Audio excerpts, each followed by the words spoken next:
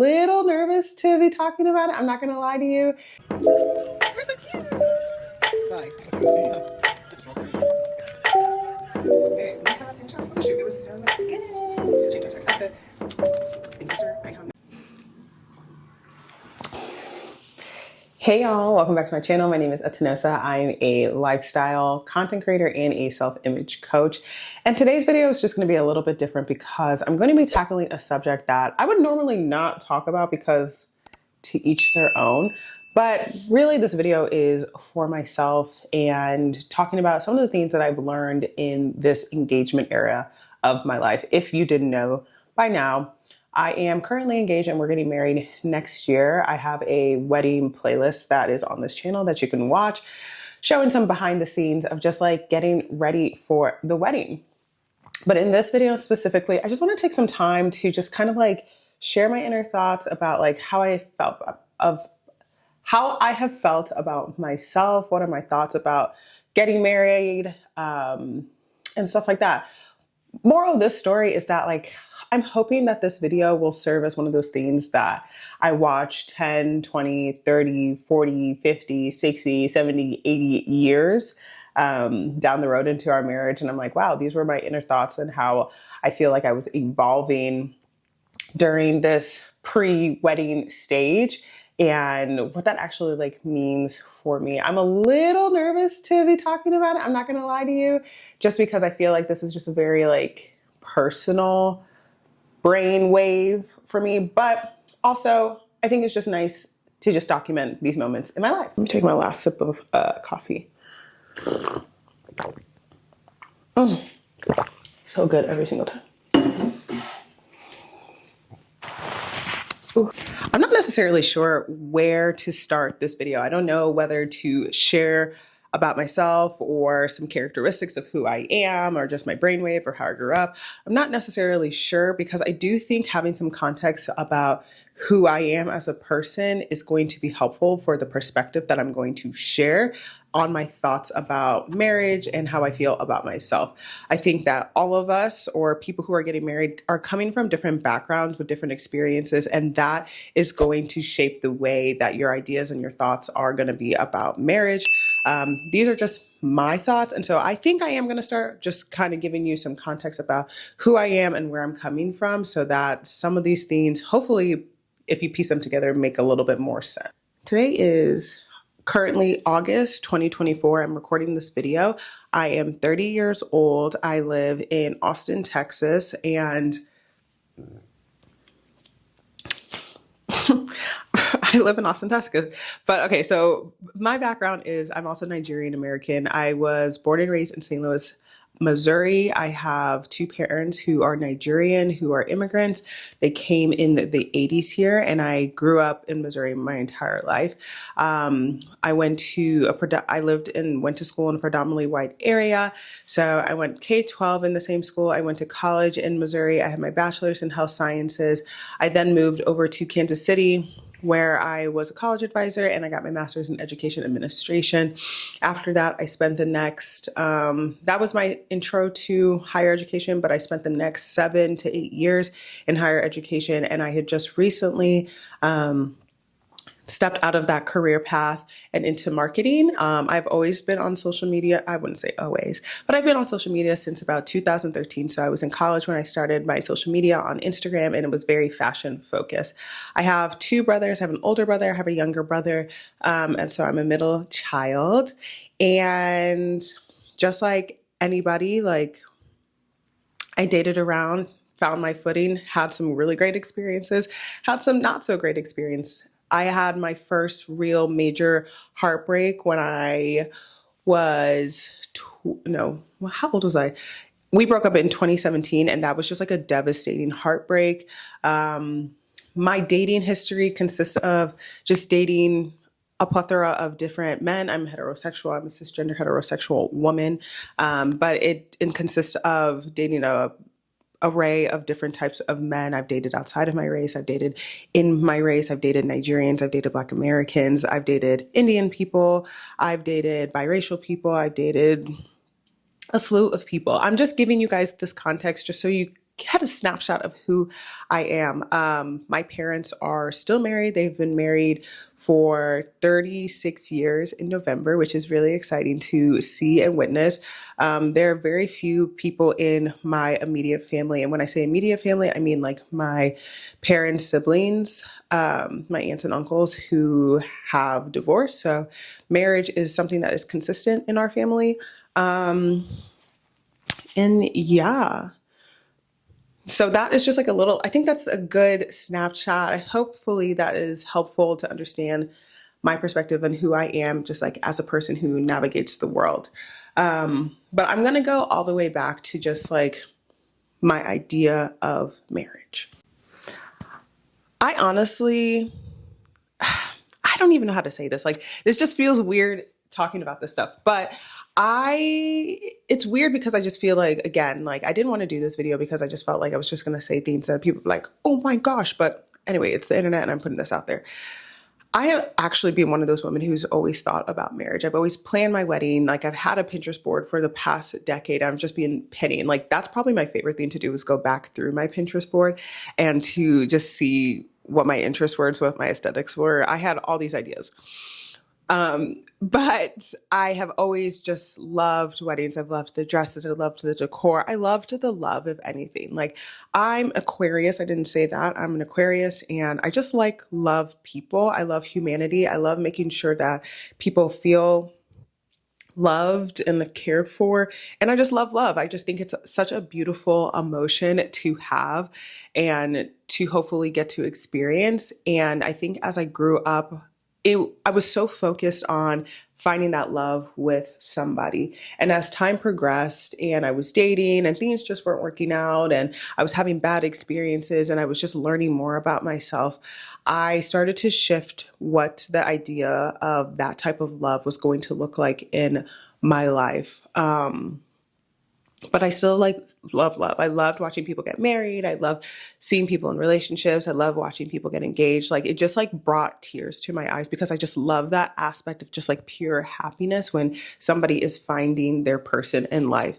So of course, in the back of my head, I wanted that for myself, but it wasn't something that I was going to necessarily obsess over because it's not a guarantee in life. Marriage and love in that capacity is not a guarantee. There's so many people in this world, and to think that you're going to find just like one person who's just going to encapsulate all of that for the rest of your life and you're going to have that is not that it's not important or not a reasonable thing to aspire to. It's just like, wow, like what are the chances? And yes, I hoped and I prayed that I was going to experience that for myself. But again, I also recognize that there's so much in life. And I think that's the best thing that I learned about just like love in general, that your heart can be expanded and experience love in so many different ways and different capacities than just being in, for me personally, a monogamous relationship with this person I'm going to dedicate and commit my life to for the rest of my life and build a life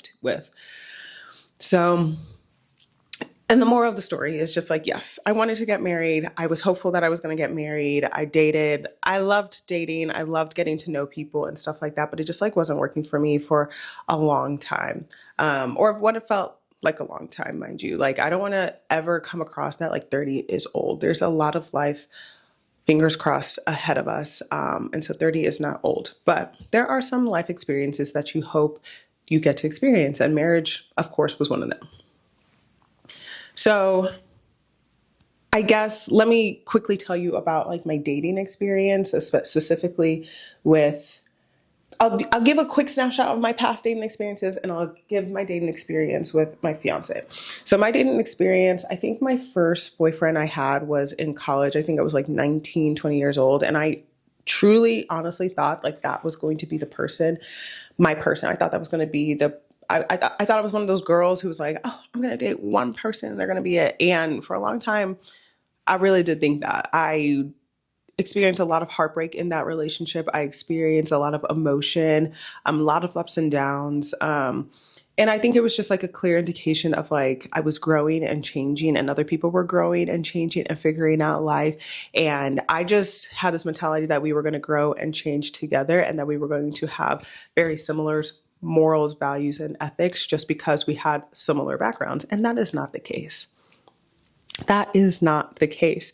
So that was my first breakup. And then after that, it was just one of those things that, like, I don't want to say men ain't shit, but there are men, and this is the grace that I will give men, that are figuring it out for themselves, right? They're trying to figure out what works, what doesn't work.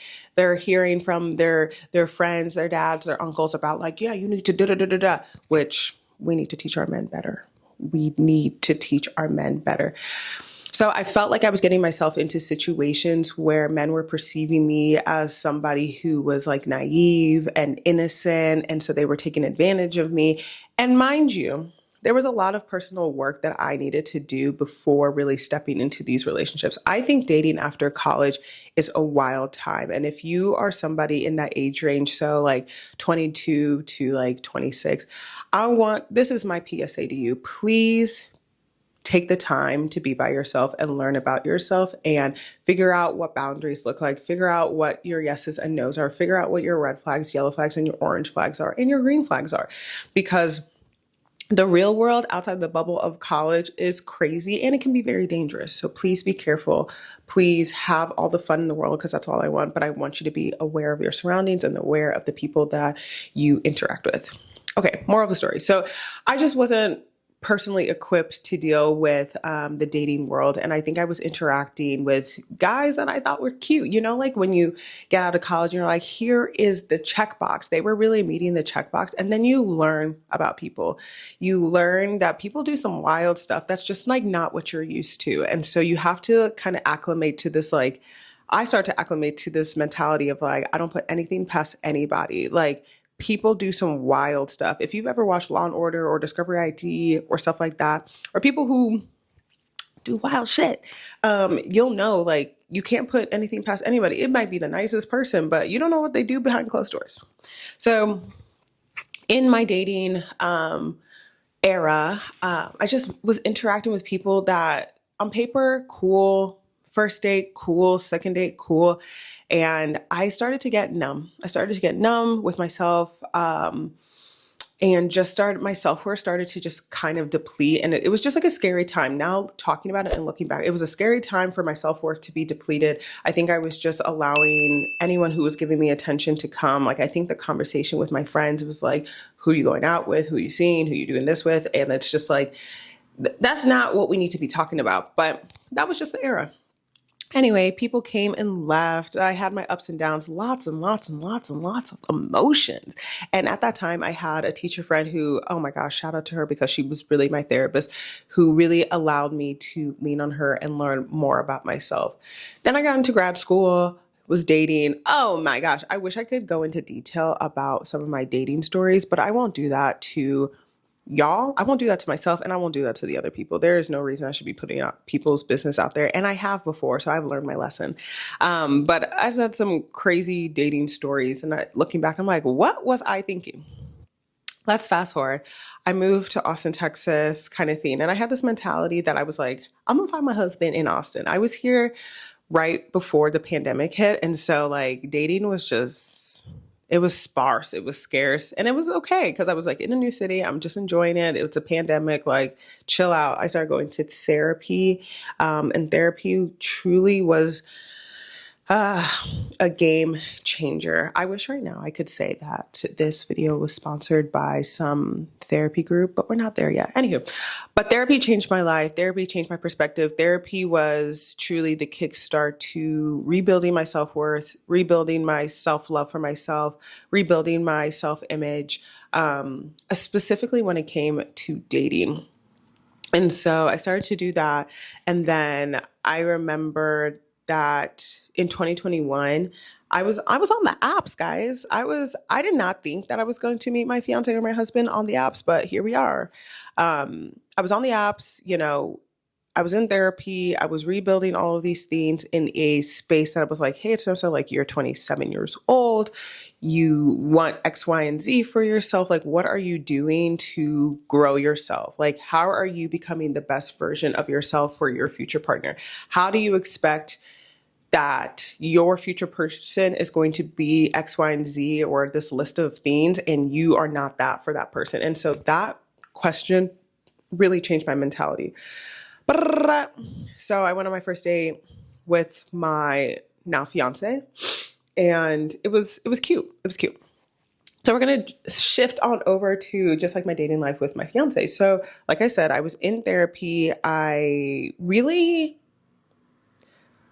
took dating him just like I took every other date, right? Like I was on the apps. And one thing that my therapist and I had discovered was like, I put a lot of, I don't want to say expectations, but I hold my friendships to a really high standard. Like they're really important to me. I just feel like I don't have so many friends, but I have really, really good friendships. And so I really hold that as a priority, friendship.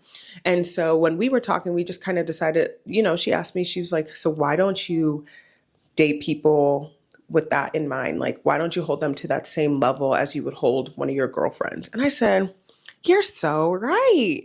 So I went into the date with my fiance as just like getting to know somebody. No expectations, just like, would I actually be friends with this person? If everything were to go left, right, and center, would I be friends with them? Like, are they a good person?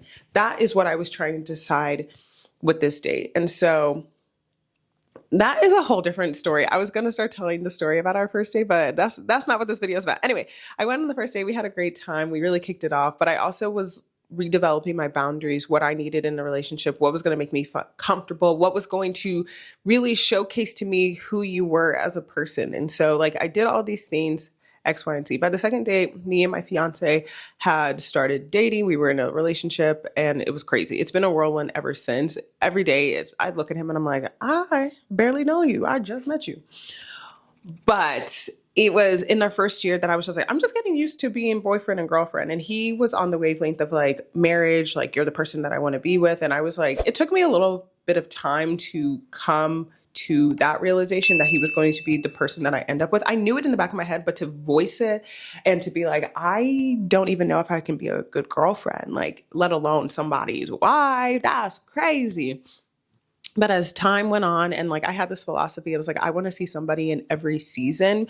And I truly meant like winter, spring, summer, fall, because I just think that it's important to be able to go through moments with people and see how they're going to react. What happens when you're mad at me? What happens when I annoy you? What happens when we're frustrated? What happens when we're in an argument? What happens, like, what does it look like when we're having a good day? What does it look like when we're having a bad day? Like those things were very important to me. And, that's basically what the first year looked like. We really enjoyed our boyfriend and girlfriend stage. We didn't get married. We didn't get engaged until almost 2 years. So for the first 2 years of our relationship, it was great. Like we were just figuring it ourselves out. He moved in. We were doing all of these things to really get to know each other. And we spent a lot of time together. And so by the time I knew I was probably going to marry him 3 months into the relationship, I never told him that. But after our first year into our second year of the relationship, I was like, so what are we doing? And I'll shift over to this conversation to this is kind of where my mentality of marriage started to shift. Because right before I met my fiance, I was very much in the vein that I was going to try and move to California and be closer to my older brother and my nieces. I really wanted to be in my aunt era. And I was just like, there's nothing holding me in Austin right now that I need to be here. Like, I enjoyed my job. I had friends. Maybe because I was like here in the pandemic, I felt like people had left, but I really wanted to be established. I wanted to like build that family unit. Till this day, I want my siblings to live down the street from me. But then I met Richard and that shifted. And I was like, if this is the person that I'm going to be with, what does that truly entail? What does forever kind of start to look like? What does building a life with somebody feel like and look like? And it just became more real. And this is what I will say. This is truly the statement of how I feel about marriage and why I'm excited to get married to specifically my fiance. I am 1000% confident he is the best person that I could marry in my life. That's it. He is everything that I thought I would have wanted and much more. He is not only my my homie, my lover, and my friend. He is my confidant. He is my life coach. He is my cheerleader. He is my biggest supporter. He is my best friend. He is just like the security blanket. He is the body pillow. He is, I don't know. He truly encompasses so many positive qualities and characteristics that I didn't necessarily realize I needed in my life or that I wanted in my life. There's so many times that I spent my life just like living it by myself. I was able to cope by myself. I was able to figure things out. I had to work hard and grind hard. And now to have somebody who was going to be just as invested in my next steps as I was just like more than I could have ever imagined. Like your parents don't do that for you. Your parents can't do that for you because then you'll be relying on them forever and ever. But to have a partner who then you can do life with, it really is just a really wonderful feeling. And so I think my thoughts of marriage, I was like, I know what a marriage can look like, but I know a marriage from my two Nigerian parents and my uncles and my aunts and stuff like that, and even my siblings, but that's not going to be my marriage. Not because it's not a good marriage. It's just, it won't be mine. I am not them. They are not me. And they are not Richard. This combination, Richard and I's combination, is something that is special and that is unique. And that just works so well for what we both need. Because if I wasn't 1,000% confident, I wouldn't get married. I wouldn't get married. I'm just the type of person. I've been in relationships where I just like grin and bear it, that I was like, I'm so unhappy that if I continue to do this, I just be unhappy and miserable in life. And life is too short to be unhappy and miserable. That is what I've come to the realization of. I'd rather spend my life hanging out with my nieces and my brother and becoming a venture capitalist and a philanthropist and traveling and doing all those things than be miserable with somebody I don't even like or can't even stand to look at or just annoyed with. I want to come home and feel relaxed. I want to feel happy to be home and be in their presence. So that's really my perspective of marriage. I knew that I'm a 1,000,000% confident that I'm just marrying the right person for me, that this life with him is going to be a great life. It does not mean that it's not going to have its ups and downs. It does not mean it's going to not have its trials and errors, but I know that we will work through it because we're committed to each other. That is my perspective of marriage. I'm committed to this person. And honestly, there's little to nothing that would allow me to leave. Of course, there are the things. We know the things. I have those things. I'm not crazy, but I'm here. I'm in it to win it. I don't know if I'm a ride or die, but I'm in it to win it, right? We're going to get through these things until the wheels fall off, truly.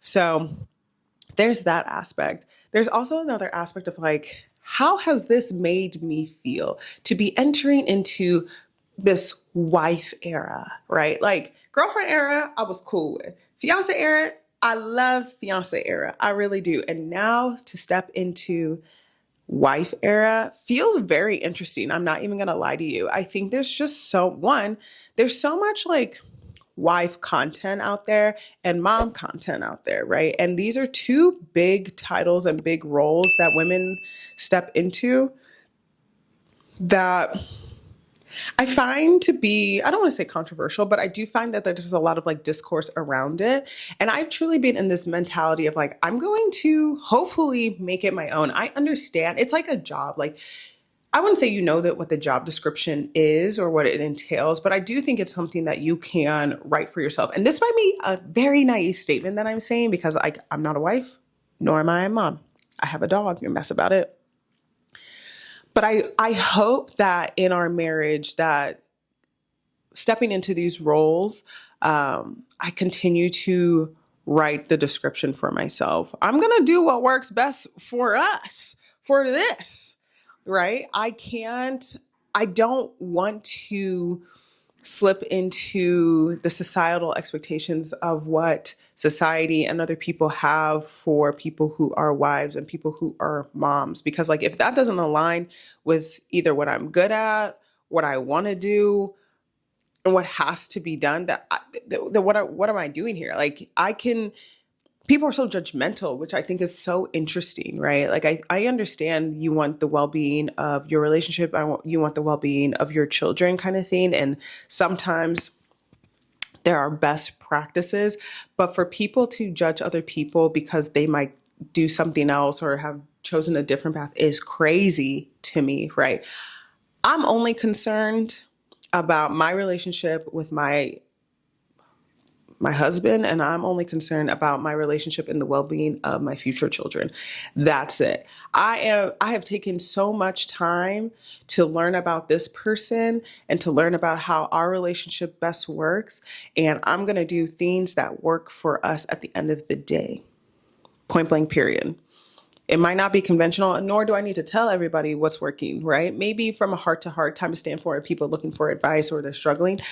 But for the most part, like, this is a yin and yang. It's a forever thing right here. Same with my children. I'm going to hopefully learn them so well that we figure out what works best for us, because baby, like, we're in it to win it. We're in it to win it. We got to figure out this thing. And so that is truly my hope for our marriage, that we continue to define our roles, our job descriptions for each other, for ourselves kind of thing, and that we're able to continue to have open communication about it and figure things out. I'm not saying it's ever easy. It's not fun some days, but I do appreciate that I am picking somebody who is open-minded, who is understanding, who is patient and slow to anger. And that we can have level-headed, logical conversations, especially when times get hard and trying. That is my hope, and those are my honest thoughts about what it feels like walking into marriage. I just want to be the best wife. I just want to be the best future mother to my children. But what works for us? That's what it is. Like, I want that for everybody. And also I want the core of all of it to be love, right? I think I listen to podcasts, I listen to content, I consume it just as much as everybody else.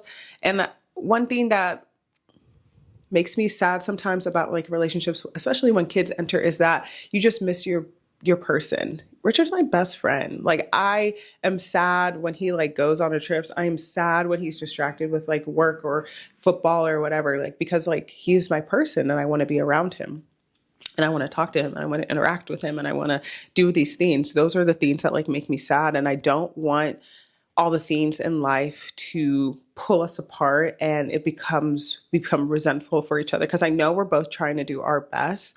And I think with marriage, people are like, oh, it's hard. And we've had discussion of like, what about marriage is hard? Like, I really want people to pinpoint it for me. If you are married and you have said marriage is hard, I want to hear specifics of what you're talking about. Not because like I'm naive to what it is, but I'm not a wife, nor am I a mother right now. And so I'm really seeking advice from people who have experienced this, who are going through it. And just like your honest thoughts about like, picking the right person and all those things. So if you are in your fiance era, and you're getting married and you're just thinking to yourself, like, what does this all mean? How do I define it? A new role to enter that no one gives you a book or a handout. I hope this video is just one of those things that just helps you start to think about it. I think we get to define it for ourselves. I think marriage is a beautiful thing. It's a beautiful covenant. It's a beautiful commitment to somebody that you have chosen to build a life with. I'm excited about our marriage. I'm excited what it could look like. It's weird because it feels like an uncharted territory. And then slowly all of my friends are, finding people that are going to love them for them. And then we're all going to be in this marriage thingamajigger together. And hopefully we can be each other's support systems. And hopefully, I can be your support system too. So again, I'm excited about marriage. I'm excited about marrying Richard specifically. I think he is the best person for me in this life. I'm excited to be somebody's wife. Of course, there are other thoughts about what happens, like, why does this ring indicate to the world that whatever? But those are bigger issues of thinking about the patriarchy and how women who are attached to a man have more value. Let's not go into that today. But yeah, there's a lot of thoughts there. Maybe I'll do a part two, maybe of those like inner thoughts and like what it means to be married to society, what it means to be in your engagement era or wife era on social media and stuff like that. But today, I just wanted to take some time to just share my inner thoughts about marriage and dating and how I've grown up and stuff like that. So I hope that was helpful. If you want a part two, let me know down in the comments, and I hope to see you soon. Bye.